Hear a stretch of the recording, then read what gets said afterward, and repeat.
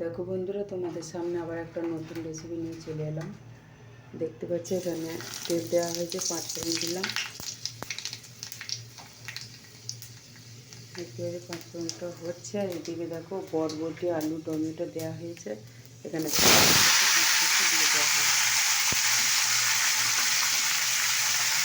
আর এখানে চিনি হলুদ দেওয়া হচ্ছে। এবার নাড়াচাড়া করবো। তো দেখুন নাড়া হয়ে গেছে। আচ্ছা, এখানে এবার আমি কষাবো।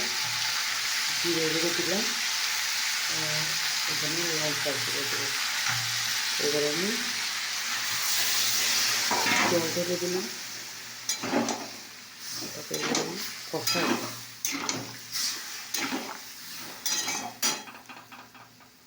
তো দেখো বন্ধুরা, আমার মশলা দিয়ে নাড়া হয়ে গেছে, কষা হয়ে গেছে। এবার আমি জল ঢেলে দিলাম।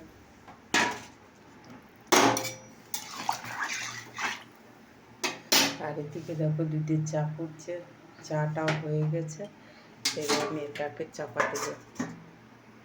দেখো বন্ধুরা, আমার রেসিপিটা কিন্তু হয়ে গেছে। বরবটি, আলু, টমেটো দিয়ে রেসিপি।